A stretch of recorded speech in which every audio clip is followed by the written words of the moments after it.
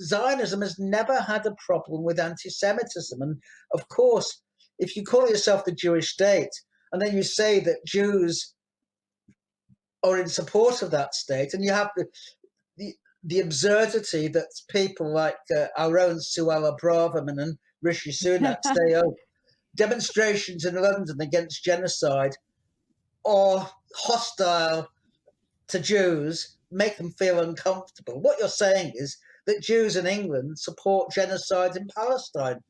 How can that not produce anti-Semitism? The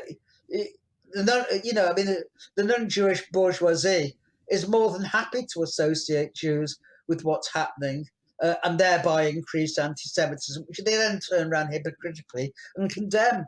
But they're the founders of it in the first place. Hello, everyone. I'm Rania Khalek, and this is the full episode of Dispatches, available exclusively to patrons of Breakthrough News. The Holocaust is constantly exploited by Israel's supporters to justify Israel's colonial policies in Palestine by framing Israel's creation and ongoing existence as a settler state as a necessary refuge for Jews and the only answer to anti-Semitism. If you follow the Israeli narrative, you would think that Zionists were at the forefront of trying to support and save Jews in Nazi-occupied Europe, and that they're the only means of protection for Jews around the world today. This is far from the truth. Rarely discussed is the Zionist movement's historical collaboration with the far right, including Nazi Germany, and their ongoing support for the far right today. So what's the real history, and why is it still relevant?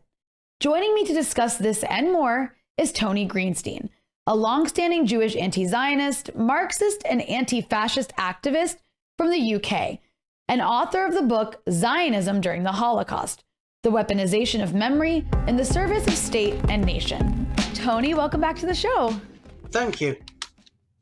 Well, it's good to have you on again. We got to chat a few weeks ago or a month ago or so about a very important topic related to the way that Israel wrongly uses the Holocaust to justify its existence and treatment of Palestinians. But today, I want to talk to you more about what's in your fantastic book, which I have in front of me and I want to show off here because it's so good and so important. And anybody who is able to should absolutely get a copy of this. It's called Zionism During the Holocaust by Tony Greenstein. It is an essential resource, especially at this moment as Israel is just completely destroying Gaza in the name of, preventing another Holocaust and all kinds of ridiculous excuses that it comes up with.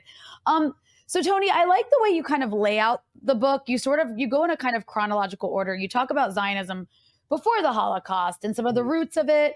You talk about Zionism during the Holocaust, and then you talk a bit about it after. So I'm gonna kind of go through some of this chronologically with you because I think it's a good way to lay all this out.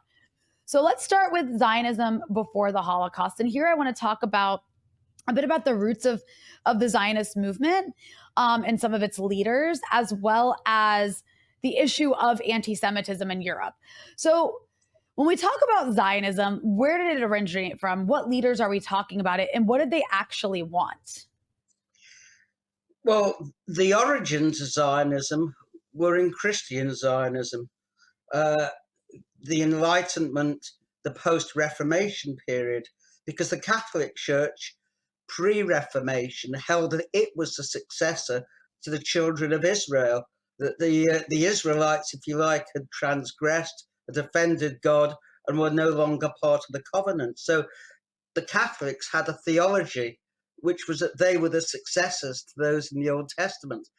But come the post-Reformation, Calvin and others, and there are a whole number of different theologians, weaved the myth that the Jews in Europe were in fact the successors to the ancient Hebrews, and that their political project, well, they saw it as a religious project at first, was to encourage them to return, because until they returned, Jesus wouldn't come back. So it was part of the messianic fulfillment. It was a millenarian project, if you like, and vision.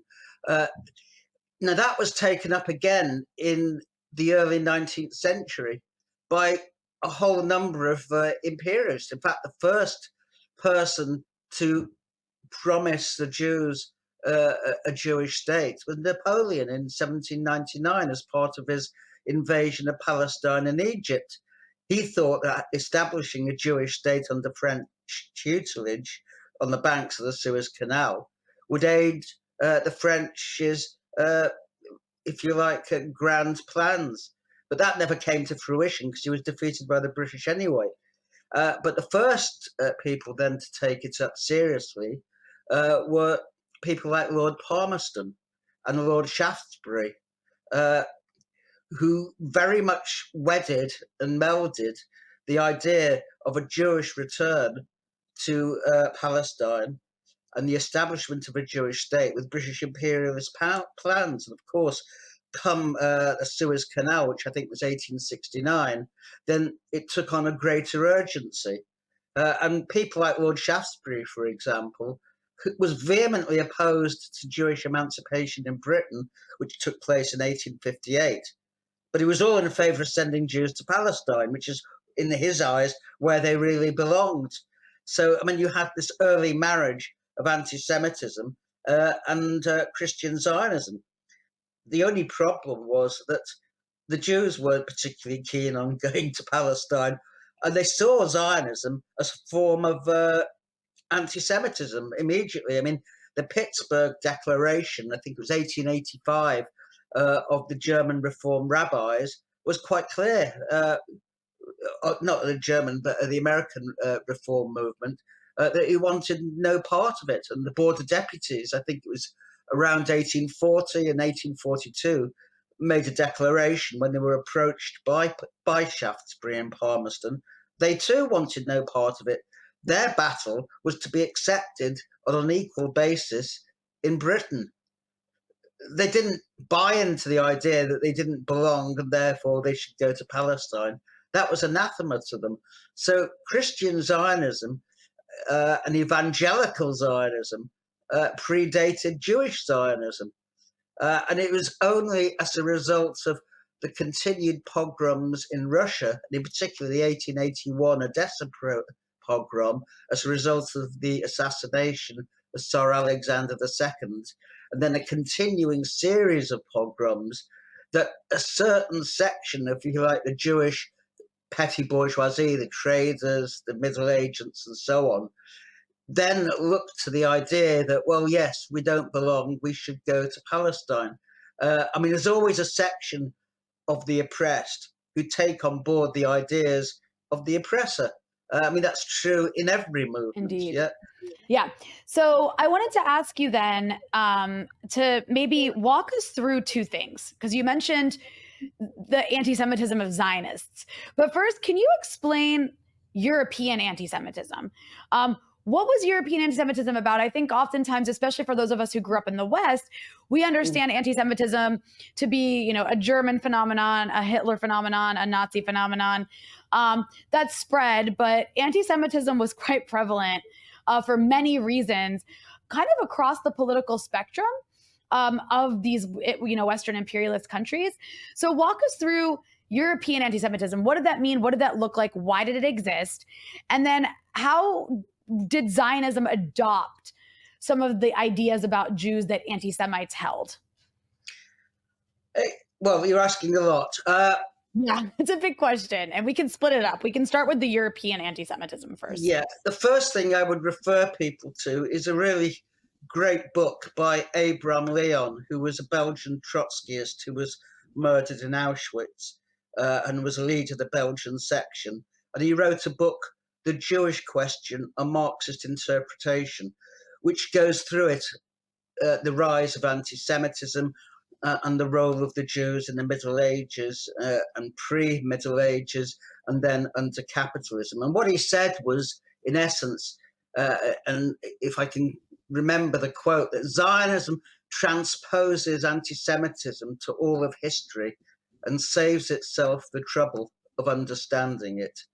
And what he meant was quite simply that anti-Semitism hasn't, like the Zionists argue, remained a constant. I mean, for the Zionists, anti-Semitism is inherent in every non-Jew. It's part of your DNA. And so you can't fight it. If it's a psychological, pathological problem, that you can't get rid of, then the best solution is to escape it. There's no point in combating it. So that was the position of the Zionists. But what Leon argued and what others have argued is that anti-Semitism in Europe was a reaction to the Jews' role as agents in an economy not based on money, so which was based primarily on use values. So Jews were seen, if you like, as usurers, moneylenders, tax stewards, etc., the agents of the nobility and indeed the kings. And so they were hated often by the peasants for that reason, not because they were Jewish, but because of the social and economic role they played. They were expelled first from Western Europe and they went into Eastern Europe. And then when Eastern Europe became and started developing later economically and started transforming from feudalism to capitalism, the same problems arose. Whereas in Western Europe, the Jews had largely assimilated. Anti-Semitism was no longer a problem. What, if you like, produced it, in a sense, was the immigration of East European refugees into Western Europe, and all the old problems manufactured themselves. And then in Germany in particular, you had a kind of frustrated German nationalism, which was anti-modernist from the top below. So it wasn't a genuine popular movement that unified Germany. And the Jews, if you like, were the ideal scapegoats and the ideal targets because they were seen as the non-Aryan element. German capital needed some form of identity, and Jews were not part of that. And that goes back to, if you like, they borrowed from the images of feudal anti-Semitism and weaponized it. But there was a difference in the sense that in the feudal era, anti-Semitism was a popular movement from below. In the post 19th century, late 19th century period, anti-Semitism was something from the top. So we saw in Tsarist Russia that it was the ministers and the government of the Tsarist autocracy which organized groups like the Black Hundred to stir up and create pogroms on the basis of divide and rule. And of course, in Nazi Germany, that's exactly the same. Anti-Semitism served the purposes of the ruling class, the bourgeoisie, the Junkers, the old aristocrats, and so on. They could point, I mean, if you like, anti-Semitism was the false anti-capitalism of the Nazi Party. It welded together the kind of plebeian hoodlums who'd been brawling in the Munich beer halls with the bourgeois who had joined the Nazi Party. They could all agree on one thing, and that was anti-Semitism. But there was a difference, and it's a very crucial difference. I mean, Martin Luther, from becoming a Philo-Semite, he became an anti-Semite and was quoted by the Nazis as saying the Jews are our misfortune in the paper Der Stürmer. But for Martin Luther, once a Jew converted, that was it. His soul was saved and there was nothing more to be said. For Hitler, once a Jew, always a Jew. So he had the phenomena of the Christian Jews. In other words, Jews who'd been baptized, who'd converted to Christianity, but in his eyes, they were still Jews because it was a racial, not a religious phenomena.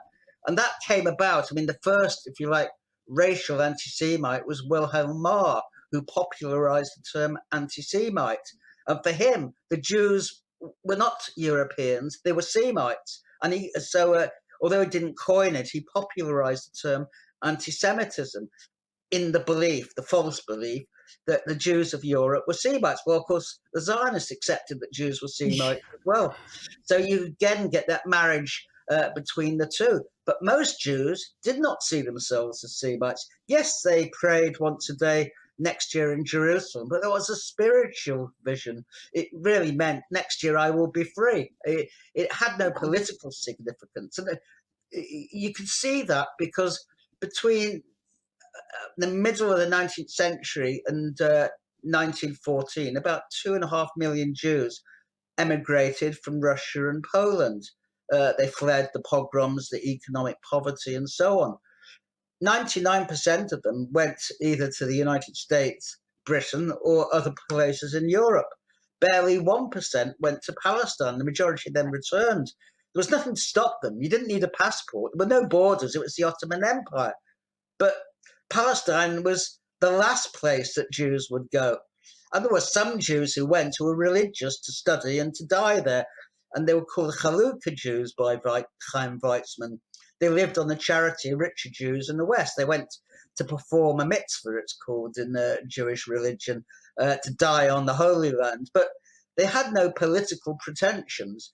And indeed, Weizmann, who was the first president of Israel, in his autobiography, Trial and Error, says that he called them the old Yeshuv because they were anti-Zionist. They opposed a new secular Zionist who came in, who didn't believe in religion anyway, and who used the Jewish religion to cloak their political project. And that is really where anti-Semitism in Europe originated from. And now to the question of the Zionist movement's views of Jews. And this is where you kind of touched a little bit on some of the marriage between the ideas that anti-Semites held, that sort of mixed in a little bit to some of the ideas that Zionists adopted about Jews. And here, I'm talking about maybe two groups of people. There's the kind of Theodor Herzl generation who were, trying to get imperialist leaders around the West on board with the idea of a Jewish state. And then there's the generation that comes after him, which is many people who ended up actually founding Israel and like serving in some of its first administrations and, were involved in some of the terrorist gangs that founded Israel. What were these people's views, these Zionists' views of Jews? And I think it's interesting to talk about this because it's kind of shocking how the way that they looked at Jews was not that different than the way Western anti-Semites viewed Jews. Well, that's right. The Zionists had a political project which was the creation of a Jewish state. And Herzl, in 1896, wrote this pamphlet. You can see it, The Jewish State. It was the founding pamphlet of the Zionist movement. And he says, he asked, what is the cause of anti-Semitism? And he says it's on page 26. Its immediate cause is our excessive production of mediocre intellects who cannot find an outlet downwards or upwards. That is to say, no wholesome outlet in either direction. And then this is the crucial part, I think. When we sink, we become a revolutionary proletariat, the subordinate officers of all revolutionary parties. And at the same time, when we rise, there rises also the terrible power of our purse. So Herzl had adopted all the stereotypes of Jews in that, and he wrote quite a bit. Mauschel, which is an article in Die Welt, the Zionist paper, which went really overboard in attacking anti-Zionist Jews, using every anti-Semitic stereotype there is. But the Zionist position, in essence, was that anti-Semitism was caused by the presence of Jews. The mere fact that Jews had outstayed their welcome, they were kind of guests in a hotel who were no longer paying their bill, and the hotel owner wanted to get rid of them. It's the same with the non-Jewish countries. They wanted to get rid of the Jews because they'd had them long enough and they'd developed asocial qualities. And so the Zionist criticisms of Jews often mirrored, and it was even worse than that of the anti-Semites. I can give you a few examples. Zev Jabotinsky was the founder of revisionist Zionism, which is now Likud. He said, a Jew is a caricature of a normal, natural human being, both physically and spiritually. As an individual in society, he revolts and throws off the harness of social obligations, knows no order nor discipline. And he went on in another quote to say, the Jewish people is a very bad people. Its neighbors hate it, and rightly so. Its only salvation lies in the general immigration to the land of Israel. And I could go on with other quotes as well. The point is that the Zionists accepted that the Jews had developed all these asocial qualities because they weren't rooted, they didn't stand on their own national land. In a sense, this was the same blood and soil ideology that the Nazis and the anti-Semites had. But unless you were rooted in your own land, you would inevitably become wanderers, asocial, revolutionaries, people who knew no order. If I quote Joachim Doron, who was an Israeli political scientist, he wrote, this is in the Journal of Israeli History, I think number 4. He described it. It's an article, Classic Zionism and its Enemies. He said, rather than take up arms against the enemies of the Jews, Zionism attacked the, quote, enemy within, the diaspora Jew himself, and subjected him to a hail of criticism. Indeed, the perusal of the Zionist sources reveals a wealth of charges against the diaspora Jew, some of which are so scathing that the generation that witnessed Auschwitz has difficulty comprehending them. And so that's in Classic Zionism and its Enemies. So it's quite easily available, but of course, most people won't. Most Zionists, some Zionists, like Arthur Rupin, who was the key major figure in pre-state Zionism, openly said, yes, I'm anti-Semitic. I have no time for these Jews. And when Balfour told Chaim Weizmann that he shared many of the same prejudices as Cosima Wagner, the wife of Richard Wagner, Weizmann didn't take him up on it. He said, yes, I too have problems with German Jews. So, this was common to Zionism. They had no problem with genuine Zionism, with genuine anti-Semitism. So then, go ahead. Because there's just one thing I wanted to ask you about with relation to all that. Yeah, well, I wanted to ask you about the issue of anti-socialism and anti-communism and all this. You have, you refer to Zionism in one part of your book as being seen as an antidote for socialism in the UK, for example. So there's another common thing that it seems as though anti-Semites and Zionists shared among what you've already mentioned, and that is this ardent anti-communism, where they actually view Jews as being, like you mentioned earlier, kind of like harbingers of communism. Yeah. Can you talk a bit about that? Yes, this was common, both amongst the Zionists and, if you like, the ruling classes. Churchill wrote, I think it was 1920, in the Illustrated Sunday Herald, the famous essay, Zionism versus Bolshevism. He saw there were the good Jews, the Zionists, the national Jews, and the bad Jews. And they lived mainly in the East End of London and were forever going on strike, causing trouble. Large numbers were members of the Communist Party and so on. And you read the writings of any key Zionist like Herzl, David Ben-Gurion, and so on. Their main enemies were socialist and communist Jews. Why? Because for socialists, the battle was not to secure Palestine in alliance with one of the other imperialist powers. It was to fight anti-Semitism where you were, to fight for your wages and economic conditions and so on. For the Zionists, that was irrelevant. It was useless. It was a waste of energy. Why divert yourself from the struggle where you didn't belong anyway, when you could be fighting for a Jewish state? So Herzl, after the most famous of pogroms in Kishinev in 1903, he went 3 or 4 months later, I think it was in August 1903, to visit the Tsarist ministers. Von Plehve, who was the Tsarist Minister of Interior, Count Witte, the Minister of Finance, who told Herzl that if he could kill 6 million Jews by drowning them in the Black Sea, he would, but he knew he couldn't, so he had to support Zionism. Herzl went primarily to secure the legal status of the Zionist project in Tsarist Russia. In Tsarist Russia, just about no political movement was legal because it was an autocracy. But Zionism was accepted because it was seen as a useful movement to the Tsarists.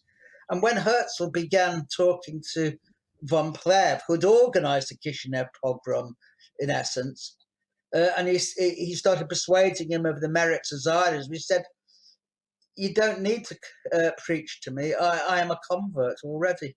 The Tsarists were happy with that. And Herzl promised, he said, if you give us a royal charter, then we will call off the revolutionary movements. Of course, he wasn't in a position to do that. And the Bund, which was the General Jewish Workers' Union of Russia, Poland, and Lithuania, was absolutely outraged. And for them, Zionism was the most evil enemy of all, because it sought to undermine the Jewish workers and their struggles against both anti-Semitism and poverty, and if you like, capitalism, which was incipient. I mean, it was mainly a feudal society, but it was slowly transforming.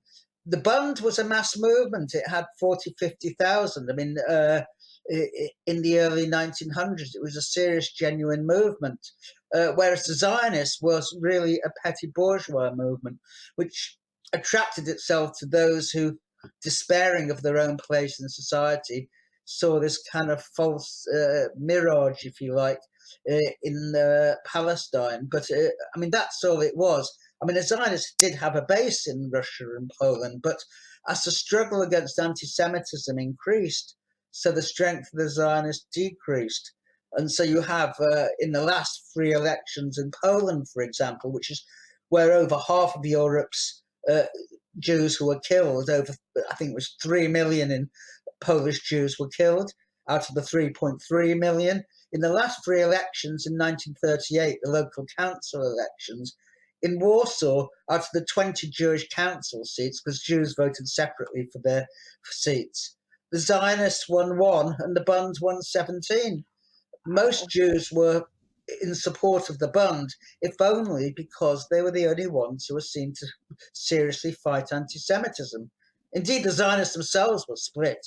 They split in 1919 into right and left-wing Pole Zion, and left Pole Zion, in essence, abandoned Zionism because the struggle against anti-Semitism made it, this project in Palestine completely irrelevant. So, but the phrase that Zionism is an antidote to socialism was from an interview in the Times by von Plehve with Lucien Wolf, who was a bourgeois leader of the Jewish Board of Deputies, who was incidentally anti-Zionist in 1904 when he came to London. So, I mean, that's how the Russian ruling class or the autocrats saw Zionism, an antidote to socialism. So Zionism has always been anti-communist from the start. Well, I think that's so important to point out because, there is always this attempt to frame the kibbutzes of early Israel as being these sort of socialist paradises when they were just kind of these racially superior zones for these for the Zionist movement to build communities on Palestinian land. But I want to ask you about let's move on to, it's very clear from what you've written about Zionism before the Holocaust that Zionism was not popular among the Jewish masses. It was a movement among bourgeois Jews in certain parts of Western Europe, for the most part, that wanted to. Jews. I would say more the middle classes, not the big bourgeoisie tended to look down on it. I mean, there's a myth. Oh, interesting. Okay. Yeah, I mean, there's a myth that the Rothschilds spawned Zionism, which you'd get amongst the kind of anti-Semitic supporters of Palestine sometimes, these weird conspiracy theories. But although Balfour's letter was written to Lord Walter Rothschild, because he was, if you like, the principal aristocrat amongst the Jews, the Rothschilds as a family were largely anti-Zionist in Britain. Indeed, when the Balfour Declaration was issued, there was formed the League of British Jews, which was an anti-Zionist group.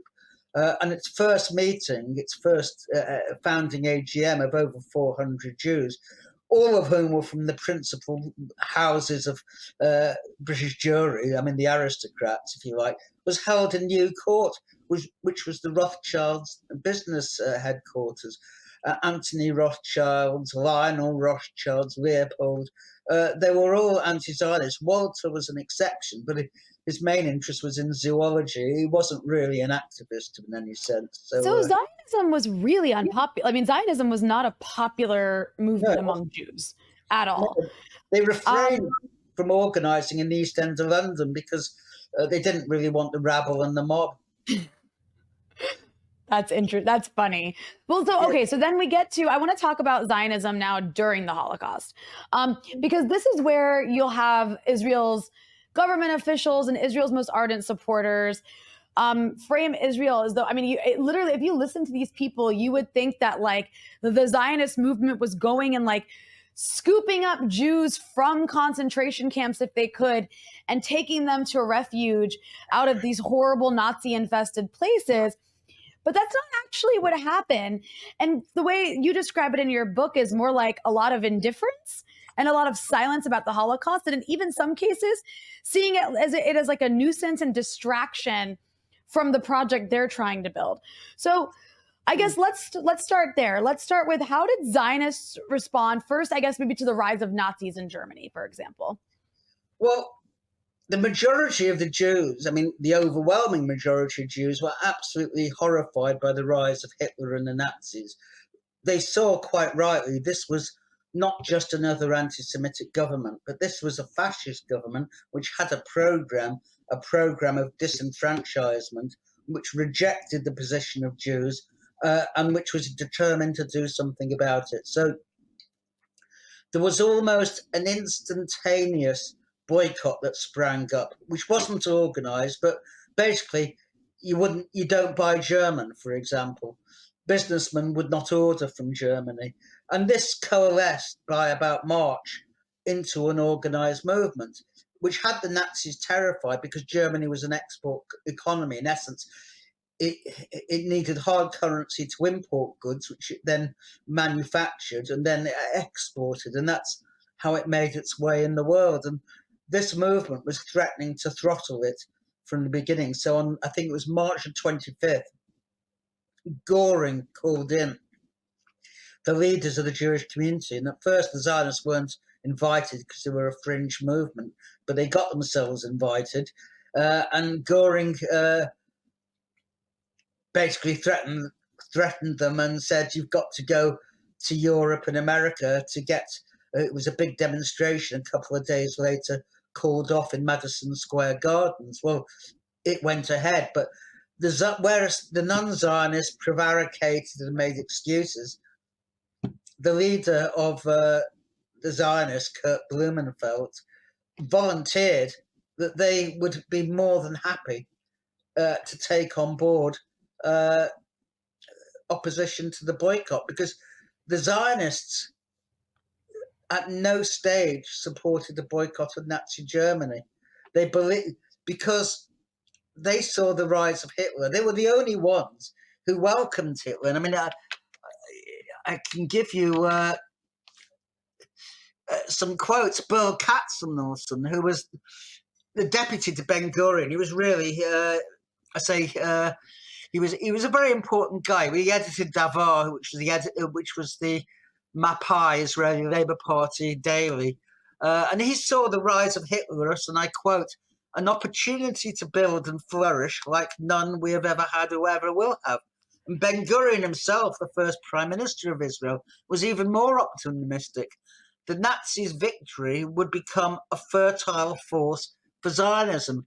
I mean, some were even more enthusiastic. Emil Ludwig, who was a famous biographer and also a Zionist, said Hitler will be forgotten in a few years, but he will have a beautiful monument in Palestine. You know, the coming of the Nazis was rather a welcome thing.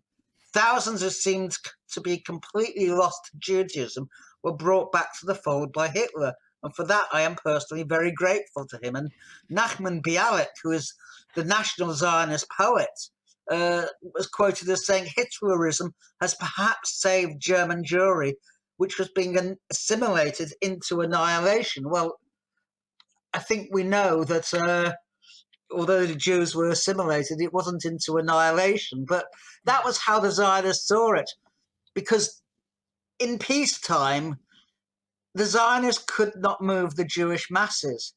It needed a catastrophe such as the advent of the Nazis and eventually the Holocaust in order to persuade Jews to emigrate. And if the Jews were going to emigrate, the Zionists were absolutely determined there was only one place they should emigrate, because as far as they were concerned, if they emigrated to Europe, other places in Europe or America or Britain, they would simply take their anti-Semitism with them. So if there was to be a solution, they had to go to Palestine. And that was what the Zionists were extremely concerned about, was that a refugee movement, they called it refugeeism, would arise, which would try and save Jews anywhere. They were absolutely dogmatic about the fact that if Jews were to leave Germany, they had to go to Palestine.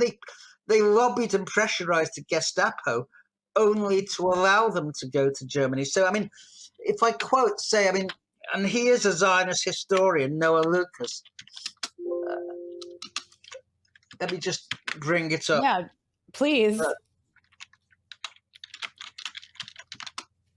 And this is one reason why, I mean, your book is so important, because you have so many quotes. Many quotes. They said it themselves, but go ahead, please. Yeah, I mean, the reason I have quotes is simply because I want to allow the Zionists, wherever possible, to tell the story and not me, because people will say that, well, I'm not telling the truth, but they say it in their own words. And Noah Lucas, I say, he's a critical Zionist, and it was his book, I think it was The Modern Foundations of Israel, The Modern History of Israel. You can look it up. And he wrote, as the European Holocaust erupted, Ben-Gurion saw it as a decisive opportunity for Zionism. Ben-Gurion, above all, sensed the tremendous possibilities inherent in the dynamic of the chaos and carnage in Europe. In conditions of peace, Zionism could not move the masses of world Jewry. The forces unleashed by Hitler in all their horror must be harnessed to the advantage of Zionism. By the end of 1942, the struggle for a Jewish state became the primary concern of the movement. And that was the position of Ben-Gurion, for example. And if you read just about anything he wrote at the time, but in particular, I recommend the final chapter of his authorized biography by Shabtai Teveth, The Burning Ground. It's titled Disaster is Strength, the very final chapter, and it's on the Holocaust. And he quotes him at length as to his reaction. I'll give you, I mean, just a few. Ben-Gurion saw, I mean, he was quoted as saying, disaster is strength if channeled to a productive course. The whole trick of Zionism is it knows how to channel our disaster, not into despondency or degradation, as is in the case of the diaspora, but into a source of creativity and dynamism and exploitation. And he was quite clear that Jewish agency funds should only be used for rescue by immigration to Palestine. And he said rescue by assisting Jews to survive elsewhere was to be funded solely by private organizations. And one can go on, but I think probably the quote which I use, which is most damning, it is in respect to the Kinder transport. If you may, the Kinder transport was organised in the wake of Kristallnacht, the Nazi pogrom of November, I think it was 10th and the 11th, 1938. And although the British had been very parsimonious in allowing Jews to come into Britain, they relented and agreed that 10,000 Jewish children from Germany would be allowed, albeit without their parents, who, of course, most of whom would not have lived. And Ben-Gurion was clear, and he said it was in the speech. It was in the memorandum to the Zionist executive of 17th of December, and this is very widely documented. No one challenges it. He said, if I knew that it would be possible to save all the children in Germany by bringing them over to England, and only half of them by transporting them to Eretz Yisrael, then I would opt for the second alternative. For we must weigh not only the life of these children, but also the history of the people of Israel. And then just a week later, on the 17th of December, he wrote a memo to the Zionist executive, outlining the problems that the Zionists faced. And he said, if the Jews are faced with a choice between the refugee problem and rescuing Jews from concentration camps on the one hand, and aid for the National Museum in Palestine on the other, the Jewish sense of pity will prevail, and our people's entire strength will be directed at aid for the refugees in the various countries. Zionism will vanish from the agenda, and indeed not only world public opinion in England and America, but also from Jewish public opinion. We are risking Zionism's very existence if we allow the refugee problem to be separated from the Palestine problem. And that was their fear. Because if you were a Zionist, a leading Zionist, I'm not talking about ordinary rank and file Zionists, for whom such sentiments would be anathema, but for the Zionist leadership, the main aim, was to build the Jewish state. And here you had a golden opportunity. And you couldn't waste it by throwing all your energies into saving Jews elsewhere. That would be complete madness. It's so sick. It's so sick in the midst of like a horrific, what turned into a horrific genocide. I want to ask you, can you specifically elaborate on the Zionist response to, I didn't ask you about this and I should have started with this, but the Zionist response to the Nuremberg laws. What was the position when the Nuremberg laws were passed? And then also, could you explain to us what the Havara Agreement is? Yes, sure. Well, the Nuremberg laws of 1935, it was, I think, October, November 1935, they consisted of two laws, the law for the protection of German blood and honor, and then another law which dealt with flags and so on. And basically it stripped citizenship and nationality from the German Jews. I mean, it was done in a series of ordinances, and not just Jews, also gypsies, and later black people as well. They were basically considered not part of the national German collective. The Zionists were almost alone in welcoming it. They had no problems with it because they too believed that Jews were not Germans, they were Jewish nationals. And if you can give me a few seconds, yes, please. I will turn up some quotes. There's always quotes. That's what's amazing here is like this isn't hidden. There's always quotes, and it's Zionist. Like I just want to reiterate that, Tony, you're reading quotes from Zionist leadership themselves, saying it quite openly. They weren't trying to hide anything. Yeah, I mean, in my section on the Nuremberg laws, I mean, the Nuremberg laws themselves had an introduction, I think it was in the 1939 version, which said if the Jews had a state of their own in which the bulk of their people were at home, the Jewish question could already be considered solved today. The ardent Zionists of all people have objected least of all to the basic ideas of the Nuremberg laws because they know that these laws are the only correct solution for the Jewish people. And as the Palestine Post, which is now the Jerusalem Post, noted, the position is regarding George Koreski that anyone who offends him, because he was the leading supporter of them, he was open in his support, is liable to severe penalties. I mean, people like the Zionist executive president Menachem Osishkin was effusive. There is something positive in their tragedy, and that is that Hitler oppressed them as a race, not a religion. Had he done the latter, half the Jews in Germany would have simply converted to Christianity, because in Hungary, where it was still the case that even converted Jews would escape being deported, it was reported there were queues round the block to become converted in the ecclesiastical office. So most Jews were quite happy to shed their Jewishness if that meant their lives were saved. So, life, of course. Not surprisingly. Yeah. And Joachim Prinz, he later became deputy president of the World Jewish Congress. He explained that regarding the Nuremberg laws, the Jews have been drawn out of the last secret recesses of christening and mixed marriages, We are not unhappy about it. The theory of assimilation has collapsed. We want to replace assimilation by something new, the declaration of belonging to the Jewish nation and the Jewish race.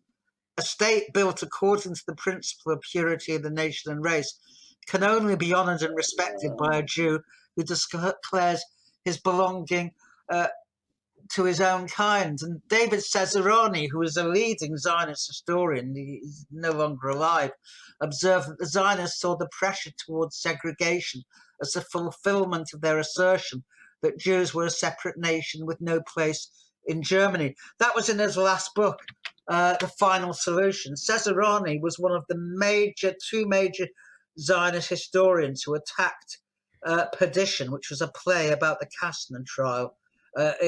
It seems that he had second thoughts about some of the positions he took towards the end of his life. He actually never saw his final book. He died very young.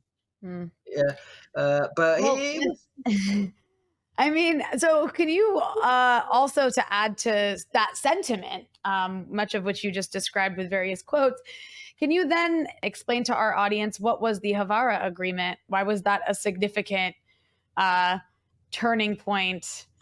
Go ahead. No, it's okay. I'm just trying to just give me a moment, and I'll bring up the chapter. Yes, please.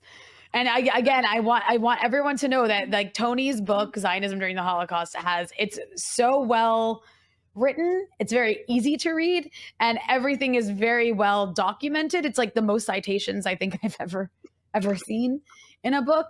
But yeah, go ahead, Tony. When Hitler came to power in January the 30th, 1933, 99% of Jews were horrified and did all they could to try and overthrow that regime while it was weak. And the chosen weapon was the Jewish boycott of Nazi Germany. Now, if you look, as I've looked, through, say, the pages of the Jewish Chronicle of that period, there is hardly an issue of it which doesn't mention the boycott of Nazi Germany. It was extremely effective, and you can read the chapter yourself. And there's another book, Edwin Black's The Transfer Agreement. Black is a revisionist Zionist. He's no anti-Zionist, but he documents it very thoroughly. And I go through both his book, not just his book, and the Jewish Chronicle of the period, to examine what happened. And the Zionists from the start were absolutely opposed to, we're absolutely opposed to the boycott.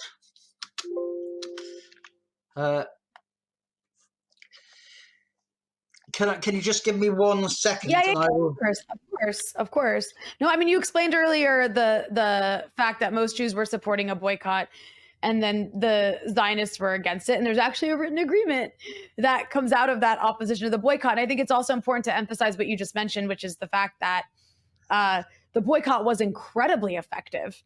Yes. Yeah, I mean, Jews began boycotting from the start. Havara, which is the trading agreement between the Nazis and the Zionists, was signed, I think it was the 7th of August, 1933. But from the very start, the Zionists opposed the boycott. I mean, for example, Kol Yisrael, which is the Voice of Israel, the radio station, on the 18th of May, broadcast that screaming slogans calling for a boycott are a crime. And referring to a recent arson attack on the German consulate, they said, "We are all anxious about our brethren in Germany, but we have no quarrel with the representatives of the German government in Palestine." And Black goes on to say that it was amongst the kibbutzim, the kibbutzniks, that there was the least opposition to the decision of the Zionist organization to trade with Hitler. So this myth of socialist Zionism based on the kibbutzim is exactly that. It's a myth, because the kibbutzim, although they were collective settlements, were not engaged in any class struggle of any shape or form. On the contrary, they were created by the bourgeois Zionists as the most effective means of colonization. And Moshe Zimmerman, a professor, I think he was at Tel Aviv University, spoke of the practical dissociation of the institutions of the Zionist movement and the Yishuv, the Jewish community in Palestine, from militant opposition to Zionism. So from the very start, the Zionists, together with the Jewish bourgeoisie, opposed the boycott. So in Britain, you had an alliance of the Zionists and the Jewish bourgeoisie in a board of deputies of British Jews. And it's arguable that it was precisely this alliance which led to the Jewish bourgeoisie eventually adopting Zionism as a solution to the problem of German Jews. And in 1940, the first open Zionist, Selig Brodetsky, became president of the Board of Deputies. So it had taken 23 years from the Balfour Declaration for that to occur. But the trading agreement was very simple. It meant that if you had money in Germany, you put it into a bank account run by a company called Paltru Limited. It was frozen in that bank account. You were given 1,000 marks, £1,000 from the money you had in order to qualify for entrance to Palestine on an A certificate, which meant it wasn't part of the labour certificates which the British issued. You could enter automatically. And then the money that was frozen of yours in Germany was used to buy German goods, which therefore meant increasing the orders for German factories. And they were then exported to Palestine, where they were sold off. And then you got a fraction, maybe 30, 40% eventually, of the takings. The problem was that Palestine soon became glutted with German goods. So then Havara went further afield. It set up other companies, the Near Middle East Company, for example, which sold these goods in the Arab countries. And you had a similar company set up in Europe also to sell German goods. So the Zionists became the kind of main sales agent for Nazi Germany. It's crazy because then this offsets the obvious material costs of the boycott. Like it basically undoes what the boycott was accomplishing. Yeah, I mean, Palestine was flooded with German goods at the very same time as Jews in the United States and Britain were saying, don't buy German goods. So obviously it broke the boycott.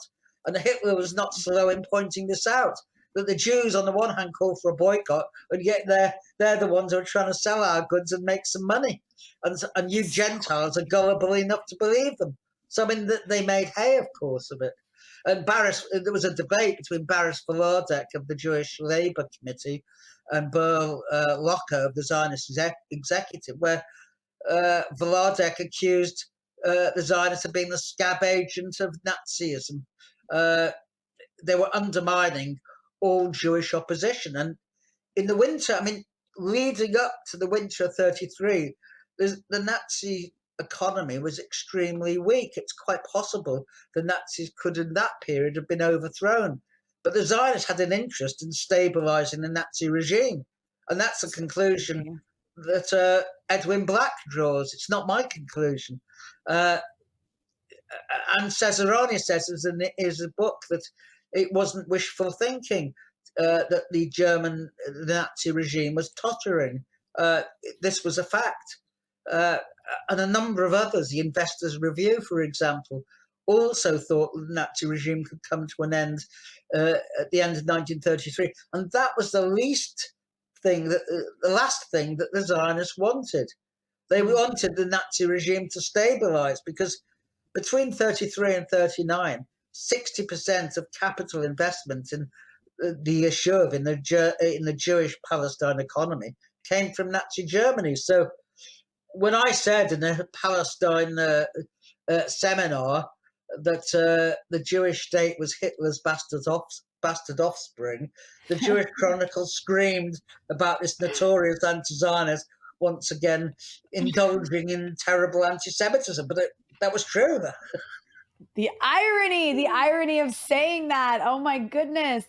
You know, I want to before we move on to Zionism post Holocaust, I want to ask you. I know we've already kind of delved into this, but I just feel like it's worth mentioning. We don't have to go too deeply into it, but you have this section called "What was Hitler's motivation? Anti-Semitism or anti-communism?"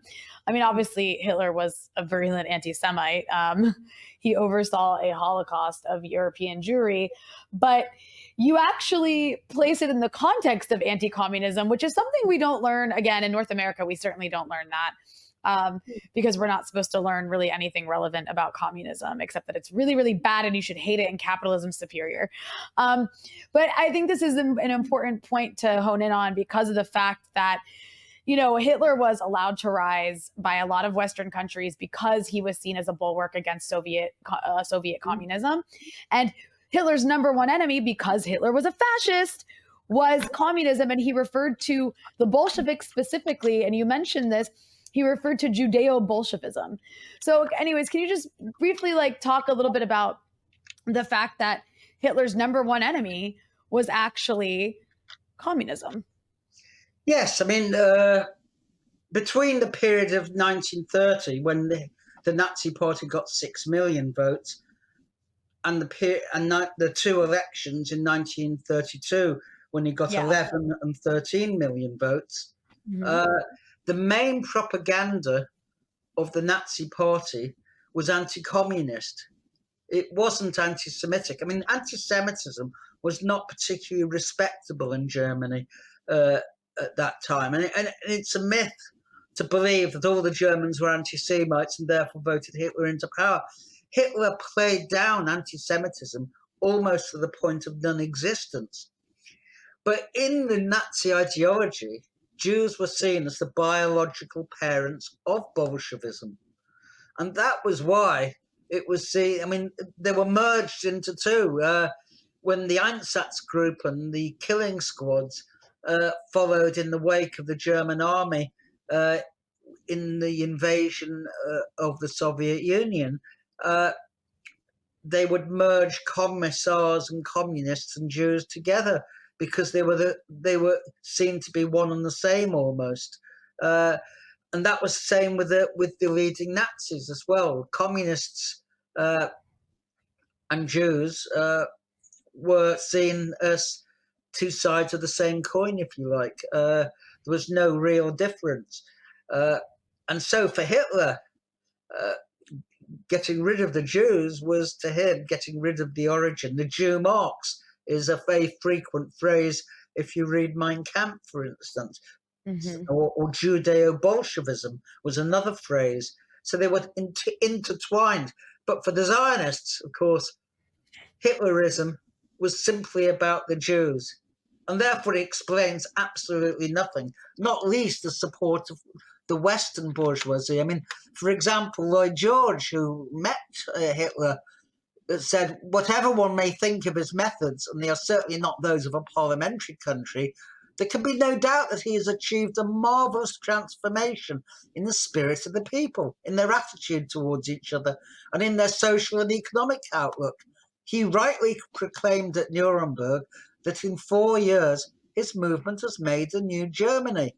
And even Churchill was on record as with similar comments about Hitler. And this was the view, the widespread view. I mean, papers The New York Times had a whole profile of Hitler in a very positive light. Yeah. I'm sure it did. I mean, the Times of England had absolutely no criticism of him under Geoffrey Dawson. The BBC, which of course is now so opposed to anti-Semitism, had very little to say. The Daily Mail was a pro-Hitler paper, so was the Daily Express. Lord Rothermere, Viscount Rothermere, who owned the Mail, was an ardent Hitler supporter and deprecated all this reference to what he called atrocity propaganda. Yes, I mean, the Jews didn't have it great, but it was nothing to worry about. So, yes, I mean, very large sections of the bourgeoisie supported Hitler. We had the Anglo-German Fellowship stuffed with all sorts of corporate sponsors, I'm trying to think of which ones, but I mean, there were a number of big companies, Price Waterhouse, for example, a big accounting firm. They had Tory MPs and so on. And this was, in essence, a parliamentary group lobbying in support of German interests. Anti-Semitism wasn't mentioned at the time. Anti-Semitism for them is only a recent phenomenon, which comes about because of Israel.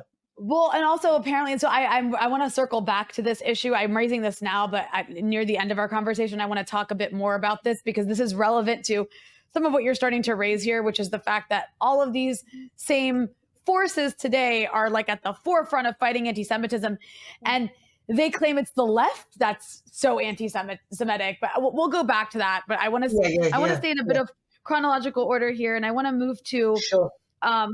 Well, so then there's like after the Holocaust, right? I mean, which everyone knew was happening. So many people knew the Holocaust was happening in terms of people in power in various governments. They didn't do anything about it because they really just didn't care. The Zionists, of course, tried to exploit the fact that there was, after the Holocaust, all of these refugee camps full of Jews, and they advocated for them to go to Palestine. And many of them didn't want to go to Palestine. The vast majority of them, like they don't have anything in common with the Middle East. It's not their home. They want to go back home, or they want to go to the West. They want to go to the US, right? And Zionists lobbied very forcefully to have them go to Palestine. Western countries didn't want them because we know they never want refugees. And then you have the founding of Israel happened in conjunction with, the end of the Holocaust. And I think what's interesting here and what's so, I mean, all of this is very relevant historically, but everything you're talking about remains so relevant to what we're witnessing right now in Gaza, because the Zionist movement is just another settler colonial movement with very fascistic elements to it. I mean, I know it's a spectrum, but right now the fascists of Zionism are in charge. And they have, I think, really mirrored some of those subhuman categories that the Nazis had.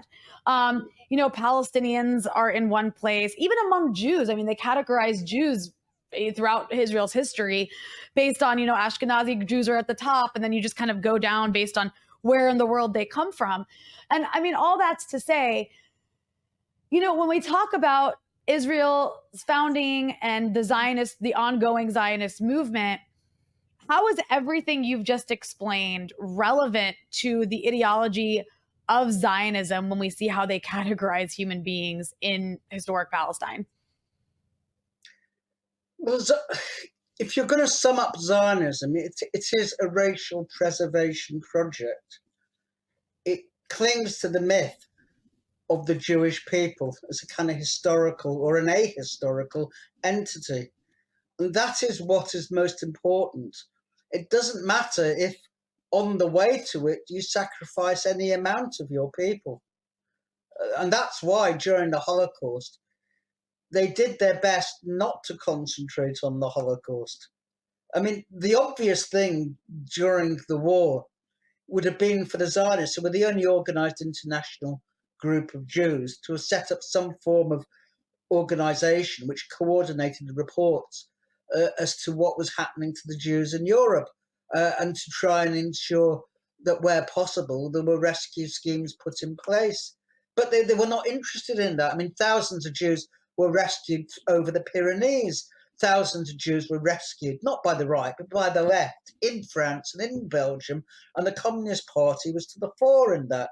The Zionists played little or no part in that, because for them, Palestine was above everything. It was the only important thing. So the Biltmore Conference, I think it was about April, May in 1942, where the first demand was made for a Jewish state, because up till then, the Zionists had been, if you like, not very honest in what they were saying. They denied they wanted a Jewish state for a whole period, but amongst themselves they were quite clear, of course. But the Biltmore Declaration, it doesn't make even a mention of the Jews in Europe. They had been written off. They were the price to be paid for the Jewish state. And some Zionists said that openly, like Nathan Schwab in Switzerland, who was the representative of Hechalut. He said, this is the price that we are paying, just like the Western nations are paying a price in terms of blood, etc. So, I mean, many Zionists were extremely cynical and cruel. And as Moshe Sharett said, it's sometimes our duty to be cruel to the diaspora when the needs of Palestine need it. And that was the case with the refugees. So yes, you could have Havara, you could have whatever. I mean, it was the case that Zionism had one single priority, and that was building the Jewish state. Everything else was secondary to it. And when you had a movement to save the refugees, that had to be harnessed with the Zionist project. So the Zionists' only demand was that Jews be let into Palestine. They didn't demand that Jews be let into America or to Britain or to anywhere else. On the contrary, they saw it as their task to actually or have their homes given back, or have their property given back to them. I mean, these people did come from somewhere. They had homes that were taken away from them, and they were sent to these camps. I mean, it's so horrific. And then you also talk in your book about, you have an entire section called Erasing the Memory of the Anti-Zionist Resistance. And I think that's something else Zionism has done. It has rewritten Jewish history, and it's written out some of the most important parts of it. Yeah. And so please, can you talk a bit about that? Because you also talk about how at the Yad Vashem, the Holocaust Museum in Israel, how they literally have removed and erased and just completely rewritten anti-Zionist resistance, like, period. Yeah, well, in 1953, Yad Vashem was set up, the Holocaust Memorial Museum, and it was devoted to a Zionist historiography of the Holocaust. So it played up the Zionist role in resistance, which had been extremely minor, and it downplayed, to the point of non-existence, any anti-Zionist resistance. It also only concentrates on the Jews who died in the Holocaust, because for the Zionists, and I describe a debate between Yehuda Bohr and Sybil Milton in my book, for Yehuda Bohr, only the Jews were the victims of the Holocaust. Yes, there were many other victims of the Nazis, but that wasn't part of the Holocaust, because the only purpose that the Nazis had in mind was to exterminate the Jewish people. Whereas for the Gypsies, well, they were targeted because they were a criminal element, or there were social problems with them, and so on. They weren't demonized in the same way, which is rubbish, because Gypsies died in roughly the same proportions as Jews. But of course, they've been forgotten because they don't have political leverage or power. Whereas for Zionists, it's a different kettle of fish. But there was no doubt that for the Nazis, it wasn't even true that their sole aim was the extermination of the Jewish people. They began with ethnic cleansing, and it was only when that didn't work they turned to genocide. And of course, that's exactly the same as with the Palestinians. It's gone from ethnic cleansing to genocide. And if Zionism is prepared to sacrifice millions of Jews for the sake of its project, it will have no problem in the mass murder of Palestinians. Well, so that's an important thing you just hit on. I just want to point out, there's this common thing you'll see with people who are sort of new to this issue or who don't know it that deeply, because of how they've been taught about the history of the Holocaust and Israel's founding as this like refuge for Jews. You'll hear this phrasing of, oh, it's so ironic that the people who were, genocided and treated like the way they were during the Holocaust are now the ones acting like Nazis. And it's actually what the real situation is that there have already been so many overlapping, common cause between Zionism and Nazism. So Zionism is just acting the way it always has, in fact. Yes, yes, in essence, yes. And so, well, that's to say, like, I think there's an important thing you just mentioned about Zionism being willing to sacrifice Jews in order to benefit the Zionist project. And so I want to move the conversation to a bit of more modern day issues.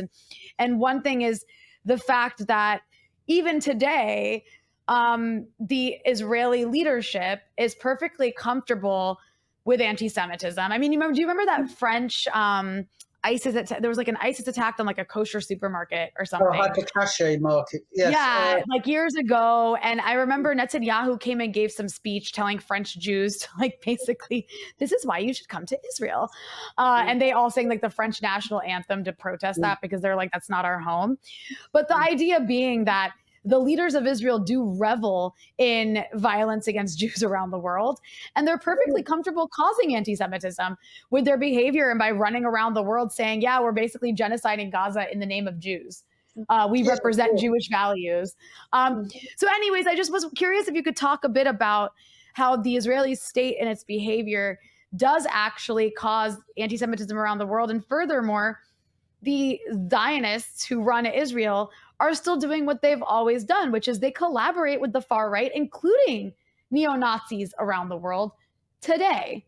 Yes. I mean, I have a whole chapter in my book where I describe the relationship. It's the last chapter between the Argentinian regime between 1976 and 83, which was a neo-Nazi regime which killed up to 3,000 Jews, left-wing Jews, and Israel was supplying that regime with weaponry and refused to utter one word of criticism. Indeed, members of the Knesset who wanted to raise the issue of the murder of Jews, because Jews form less than 1% in Argentina, and yet were up to 12% of those who died, and they weren't allowed. Yitzhak Shamir was in the chair as Knesset speaker, and the Knesset speaker before him. They ruled it out. They couldn't discuss it because it was against the security interest of Israel, which were in alliance with a neo-Nazi regime. And we've seen that constantly. I mean, Israel has supplied weaponry to the Azov battalion in the Ukraine, which is founded by supporters of Hitler, lovers of Stepan Bandera, who was involved in the first massacre of Jews in Babi Yar, Kiev. So, I mean, Zionism has never had a problem with anti-Semitism. And of course, if you call yourself the Jewish state, and then you say that Jews are in support of that state, and you have the absurdity that people like our own Suella Braverman and Rishi Sunak say, oh, demonstrations in London against genocide are hostile to Jews, make them feel uncomfortable. What you're saying is that Jews in England support genocide in Palestine. How can that not produce anti-Semitism? The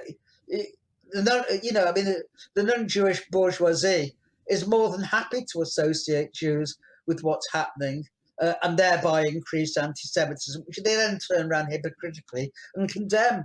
But they're the founders of it in the first place. So, no, I mean, Zionism and Israel have no problem with anti-Semitism. I mean, you referenced Netanyahu. He came to Paris and told French Jews that France isn't your real home, which of course is what the anti-Semites say. But the same was true with the bombing of the congregation in Pittsburgh, the Tree of Life Synagogue.